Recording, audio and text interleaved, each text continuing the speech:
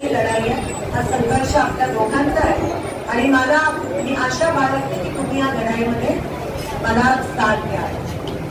जाता जाता फक्त मला एकच गोष्ट या ठिकाणी म्हणायची आहे की तुम्ही बघत असाल की जे भाजपचे आहेत उमेदवार काही दिवसापासून शिंदे साहेबांबद्दल काही आरोप प्रत्यारोप चालले आणि मी त्यांना सांगितलं की मी उमेदवार माझ्याबद्दल बोला, पण अजूनही ते त्यांचं चालू आहे, त्यांची टेप चालू आहे। मोठं बोलायचं पण रेटून बोलायचं ही त्यांची परंपराच आहे आणि हे ते कंटिन्यूच करणार आहे। ते म्हणतात की त्यांच्याकडे पुरावे आहेत आणि मग जर त्यांच्याकडे पुरावे आहेत तर मागचे 10 वर्ष ते गप्प का बसले? करायची होती कारवाई, करायची होती अटक, का गप्प बसले? म्हणून हे सोलापूरकरांची दिशाभूल कशी करायची हे यांना मस्तपैकी जमतं।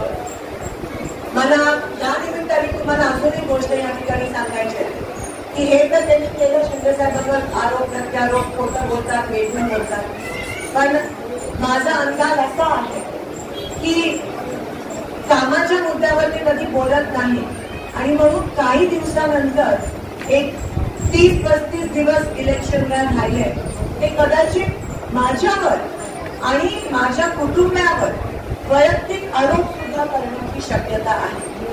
ते एवढ्या खालच्या पातळीला जातील की चुकीची माहिती पसरवतील, चुकीचे फोटो पण पसरवतील असा माझा अंदाज आहे आणि खालच्या पातळीला जाऊन चारित्र्य हनन माझ्यावर वैयक्तिक करण्याची शक्यता आहे असं मला एकंदरीत अंदाज येतोय। नंतर ज्या पद्धतीत ते विकासाचे मुद्दे जे आहेत ते सोडून बाकी सगळ्या गोष्टींवर अटॅक करतात, खोटं नाटक सांगून लोकांची दिशाभूल करण्याचा प्रयत्न करतात, तर 100% मला असं वाटतं की वैयक्तिकरित्या माझ्यावर ते अटॅक करतील, आरोप करतील, खोटं नाटक पसरवतील, कदाचित काही चुकीची बातमी पसरवून सुद्धा चारित्र्य हनन करण्याची शक्यता आहे। पण मी त्यांना हात जोडून विनंती करते की सोलापूरला तुम्ही मागच्या 10 वर्षात तुम्ही काय दिलं? मग रस्ते असतील, विमानसेवा असतील, पाणी विमानसेवा असेल, पाण्याचे प्रश्न असतील, हे काही सोडवलं का? ह्याचं उत्तर सोलापूरकरांना मी तुम्ही द्यावं। सोलापूरकर तुमच्या खोट्या गोष्टींना बळी पडणार नाही आहे याची मला खात्री आहे। 100% सोलापूरकर यावेळेस विकासाला साथ देतील, विकासाला मत देतील, याबद्दल माझ्या मनात अजिबात शंका नाहीये। आणि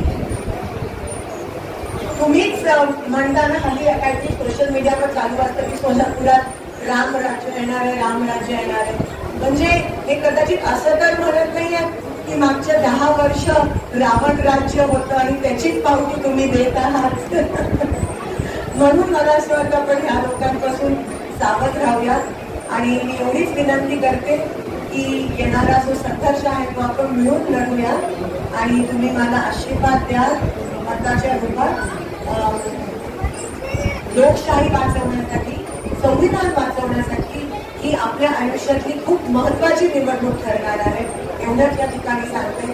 आणि मी एक बहीण या नात्याने शब्द देते की माझ्या शेवटच्या श्वासापर्यंत किंवा जुनी पेन्शन, ओल्ड पेन्शन लागू होईपर्यंत मी तुमच्या सोबत आहे, तुमच्यापेक्षा जास्त लढीन आणि तुम्ही आशीर्वाद दिला तर तो आवाज दिल्लीपर्यंत जाईल, एवढं या ठिकाणी तुम्हाला आशा देते।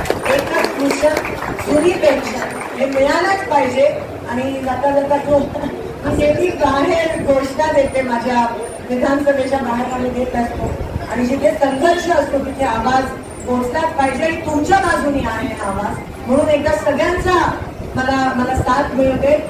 असं कसं देत नाही घेतल्याशिवाय, असं कसं देत नाही घेतल्याशिवाय राहत नाही, पेन्शन आमच्या हक्काचं नाही कुणाच्या बापाचं।